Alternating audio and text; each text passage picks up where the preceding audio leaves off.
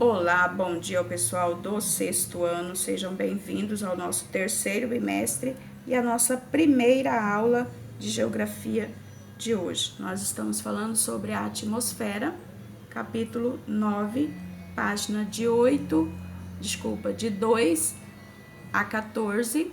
Então a gente vai começar aqui a ver a atmosfera, falar um pouquinho sobre a atmosfera. Que a atmosfera ela apresenta características que variam conforme a distância em relação à superfície terrestre. Em diferentes altitudes ocorrem assim fenômenos distintos que, de acordo com esses fenômenos, a característica é para fins de estudos. Então, a atmosfera foi organizada em camadas e cada uma delas o ser humano realiza diversas atividades, tá? Então, seja ele de transporte aéreo, transmissão de ondas eletromagnéticas, como são os casos das emissoras de rádio e TV, e até mesmo a própria luz solar, e um monitoramento da superfície terrestre, que são onde estão posicionados os satélites. Então, a gente vai conhecer cada uma dessas camadas agora. Então, ali nós temos 5 camadas: troposfera, estratosfera, mesosfera, ionosfera e exosfera.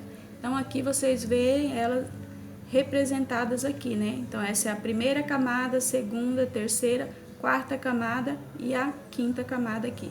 Então, a gente vai começar aqui pela primeira camada, que é a troposfera, né? É uma superfície terrestre ou oceânica.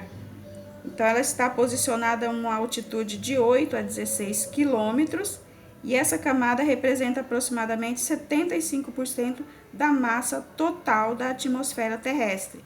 É nessa camada que acontecem os fenômenos meteorológicos, né? Os mais conhecidos são as nuvens, né? A formação de nuvens, chuvas e os deslocamentos de ar que provocam os ventos e produzem diferentes temperaturas no nosso planeta. Na nossa segunda camada aqui é a estratosfera, que ela está situada, né, uma distância de 50 quilômetros de altitude, e nela está o ozônio, que forma a camada grossa capaz de absorver a radiação ultravioleta do Sol, e ela, como a troposfera, ela influencia no tempo atmosférico do nosso planeta. Então, ela também tem influência no nosso clima. Já essa terceira aqui, que é a mesosfera, ela já não tem tanta influência em relação ao clima. Então, ela está localizada a 50 a 80 quilômetros de altitude. Então, as temperaturas podem atingir até 90 graus Celsius negativo e ela exerce pouca influência, como eu disse, no clima da Terra, porque o ar lá já é bastante rarefeito, então não tem como ela ter essa influência diretamente com o nosso clima. Então, a nossa quarta camada aqui, que é a ionosfera, que ela também está situada, ela fica a uma distância de 80 a 500 quilômetros de altitude, essas camadas, né, superficiais, elas podem atingir até 100 graus Celsius. Então, nela que ocorrem a aurora boreal e a combustão de meteoritos, né, que entram no nosso planeta. Então, a última aqui, que é a exosfera, a última camada aqui, que ela está situada entre 500 a 700 quilômetros de altura, tá? E nelas estão posicionados os satélites que estão em órbita para fazer a leitura ou monitoramento do nosso planeta. Então, agora a gente vai conhecer os fatores, né, climáticos. Então, ali temos os elementos climáticos, que são aqueles que atuam na atmosfera e que são diretamente ou indiretamente modificados pelos fatores de influência.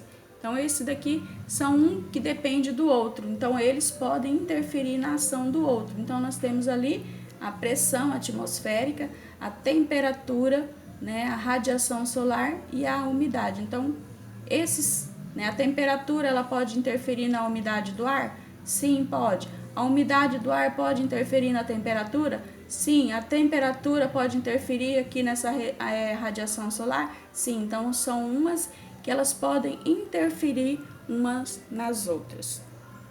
Então, nós temos ali, primeiro, que a temperatura, né, é um dos mais importantes fatores climáticos, pois é um dos que mais facilmente são percebidos pelas pessoas. Então, a gente percebe quando tá quente, né?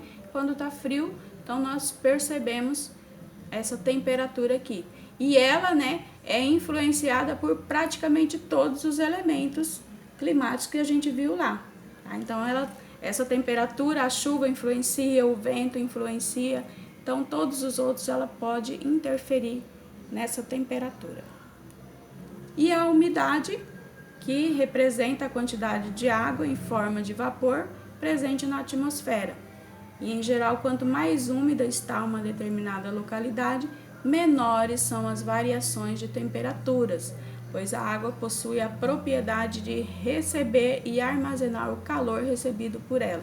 Então, essa daqui a gente também consegue perceber que quando nós está muito quente, você tem a garganta fica seca rapidamente, né? Nos noticiários, nos jornais locais também, eles falam, hoje a nossa temperatura, né, abaixa a umidade do ar, então vamos nos proteger, hidratar. Então, isso também a gente pode perceber. Então, agora a gente vai ver aqui a formação das chuvas. Então, como se formam as chuvas. Então, nós temos aqui essa primeira chuva, que é a chuva convectiva, tá?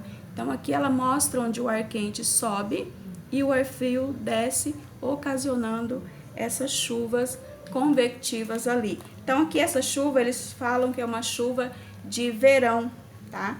Que elas são originárias, né, em áreas de temperaturas, de climas, né, tropical, né, de clima equatorial, né, desculpa, e esse tipo de chuva também ocorre em outras áreas, desde que as temperaturas sejam elevadas. Então, ela pode ocorrer também no tropical.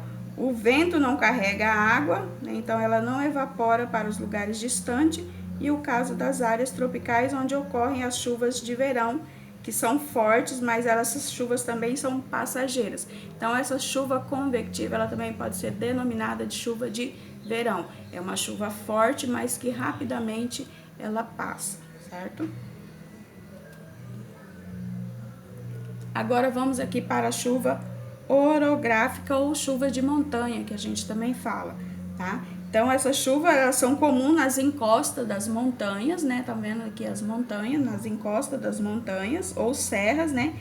Principalmente aquelas que ficam próximas ao litoral. O litoral, vocês sabem que eu estou me referindo ao mar, as zonas de mar, tá? E elas acontecem porque as massas de ar úmida, né? Quando elas são deslocadas pelo vento, elas são obrigadas a subir e por causa disso, né? As vertentes, né? E com isso as massas de ar se resfriam e o vapor de água se condensa, provocando as chuvas, beleza? Agora, as chuvas frontais.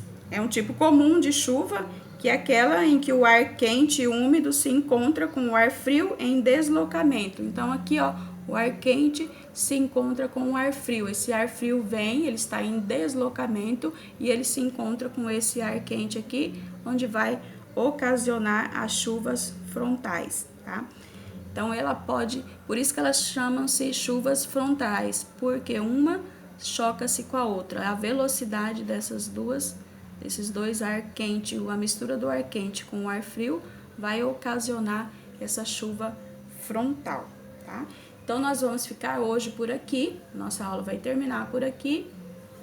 Na próxima aula, a gente vai continuar. Até a próxima aula. Beijo para vocês!